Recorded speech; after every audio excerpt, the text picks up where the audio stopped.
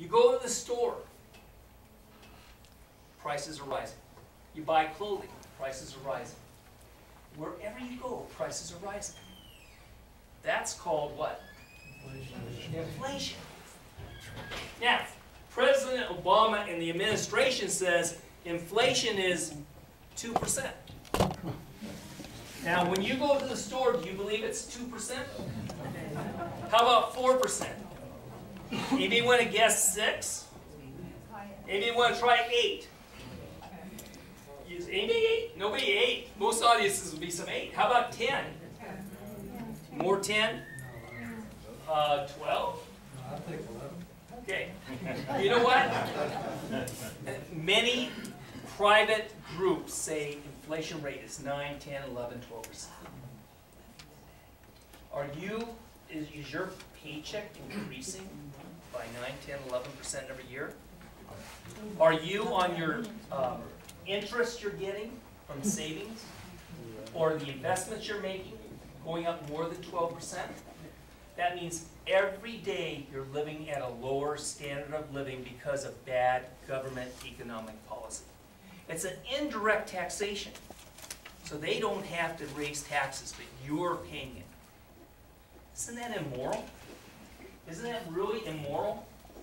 And when we're talking about this, we're talking about Moody's and Standard & Poor's and these other agencies that rate, which determines how much interest you pay when they rate things. The U.S. rating keeps dropping and dropping and dropping. You know what? Let me tell you something. It only started dropping in the last year and a half. And let me tell you something. It never dropped once in America's history. Not once. So this is the spike of the money supply from 2006. And see, in the past, they would have what's called a 4-year cycle. The Federal Reserve, in order to help a president get reelected, in the year before the election, increases the money supply, and it creates a little boom, and everybody seems to be happy, and that's not working anymore. And so the old way of manipulating the economy isn't working. So we're getting higher prices, and what we need to do,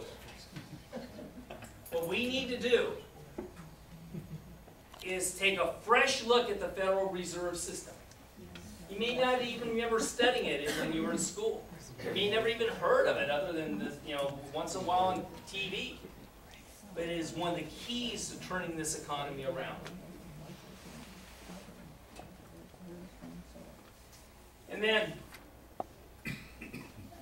what happens with this debt crisis? It kills jobs and new job creation. Since President Obama took office, there's been 1.9 million jobs lost. Unemployment, which we were promised would not go this high, is at around 9%. But do you really believe that? Real unemployment, for those who have given up, or those who are taking part-time, you'd be up to 18–20%.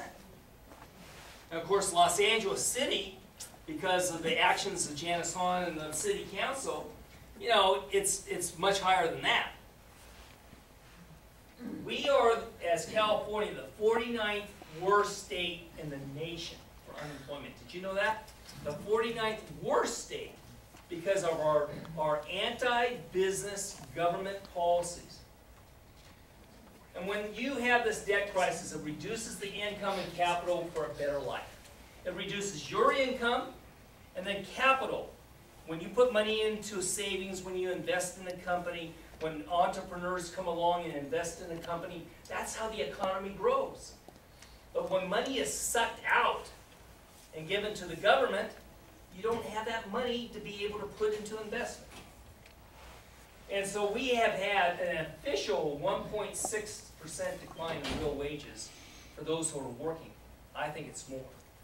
It sucks money from producers to the government, and it destroys entrepreneurship, innovations, and gives the incentive to get this economy going.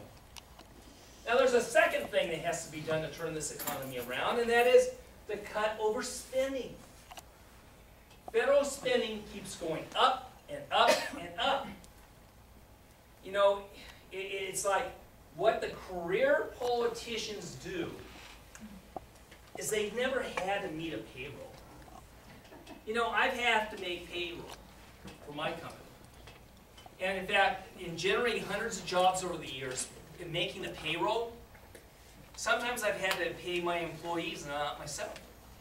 Because I've ridden recessions, I've had people not pay bills. But you have to be able to make tough choices. For those people who have never had to make a payroll, like Janice Hahn, and just says, well, we'll just take more government money here and make a government green bank. And we'll take more money over here and we'll create all these green jobs, 24,000 green jobs in this area. It's fantasy economics. There's no basis of reality to it. And what we have, look at this, $1.8 to $2.4 trillion. The deficit, 2009, 2011, 2.9 trillion to 3.8. It keeps going up and up and up and getting worse and worse and worse. So we need to cut spending. And I got one idea to cut spending. Actually, I have a lot, but you know, there's 2 million government employees. 200,000 more will be added by 2018. The fastest growing agency, the IRS. 20% increase by 2018. Big government keeps wasting. You know, one of the problems with all this spending is that it's bad economics. It's bad economics. When you talk about the stimulus, for example, remember the stimulus? Oh, this will get us out of a recession. This will get us jobs. In fact, it will be a miracle. It was filled with fraud and inactivity and exaggeration. And a few people were helped, but at what cost were the few people helped? That's money taken out of small business, put into government for government pet projects, usually with political favor. For the $787 billion stimulus, if you take the government statistics of jobs created and jobs saved, which I don't quite believe, but if you take their statistics, that's $393,500 per job. And most of that was a job that lasted 6 months or a year. Is that a way to run a country? It is not. It's a way to pay off political favors, to try to fool people, but it's not sound economics. The third step is to control the race, the fraud, and the abuse. It drives me crazy. And as anybody who works somewhere knows, there's waste. In government, there's no accountability. In government, there's waste and lots of waste and lots of waste. That's the nature of a bureaucracy. You won't get fired. Nice. You get this job and you do what you want, and you know, no pressure. If something can be done more effectively or efficiently, nobody knows. 125 billion. This just came out in the last couple months. 125 billion in improper payments. What's an improper payment? They sent a check to somebody who wasn't supposed to get it. Your tax money, money that should have been going into the economy, is going to people who weren't supposed to get it. Medicare, 34.3 billion to people who shouldn't have gotten it. Earned income tax credits, 16.9 billion. School lunch program, 1.5. I mean, it just goes on and on with a list of people who should not have gotten the money. And then 200 billion in overlapping bureaucracy. Here's what happens. You have a bill and you pass it. And you have a bill and you pass And you have a bill and you pass it. And these bills are pretty close together and they create overlapping departments and what have you. But you don't care that there's people doing the same thing. And you don't care there's people doing the same thing. Nobody cares. It just keeps on going and going and going. And everyone in this room is a loser. There were 80 programs, 80 transportation programs found to be overlapping. That didn't have to overlap. 56 financial literacy, 44 federal job efforts that did the same thing, 15 food safety. It's waste, and it should not be. And what about the waste and fraud? Yeah. You may not think this is waste and fraud. I think it's waste and fraud and abuse. $175 million to maintain unused buildings. $35 million to non-existent medical clinics. $3 million to play online video games. $2.5 million for a Super Bowl commercial. $1.8 million for a neon sign museum. $1 million for environmental poetry at zoos. $700,000 studying methane gas emission from cows. I mean, it goes on and on. If they want to do this, pay for it out of their own pockets. Don't pay for it out of the pockets of the taxpayers. And then there's the issue of taxes. Taxes are going up. Over every business owner, they're afraid to expand right now because they don't know what the taxes will be in about a year and a half. As a business owner, I don't know how to expand. I'd like to hire 5 or 6 more people, but I may have to pay that in taxes. I don't know what's going on.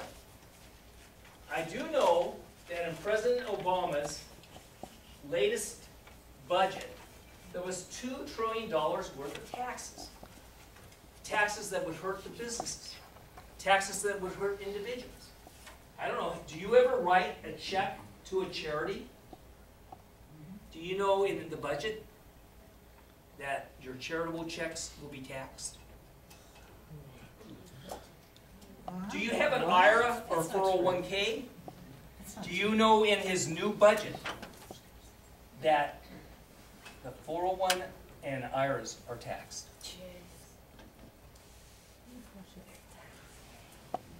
It's destroying jobs and businesses. Now, I consider it to be legalized theft, plundering families. And what it does, it's part of the class warfare. Oh, we gotta tax those who are making $200,000 above. We know those making $200,000 above are people who have a company similar to myself, that any income we come in is treated, or business is treated as first. Hundreds of thousands of businesses will be just destroyed with these individual taxes. And part of this saying, hey, it's unfair what those who are making $200,000. It's unfair $500,000. It's unfair those $1 million. That's called class warfare. You know, it really is. There's a thing called the politics of envy and the politics of greed. The politics of envy and greed, here's a quick difference. If I took a look, and I like your watch, and I want to have your watch, and you said no, well, jealousy would be, I'm really angry at that. I really wanted that. But with envy, it's a little bit different. If I can't have that watch, I'm going to make sure you can't wear that watch. And that's the subtle difference that we have with this insidious, consistent attack on those who are trying to generate the funds and who are the producers. So it's a national problem. Did you know here in California we're the 48th worst individual income tax state? That the 49th worst bond burden? That 49th worst cost of business? The 49th worst business friendliness? The 49th worst top tax rate? The 50th worst sales tax percentage? The 50th worst gasoline tax? and the 50th worst utilities users tax. If we had an hour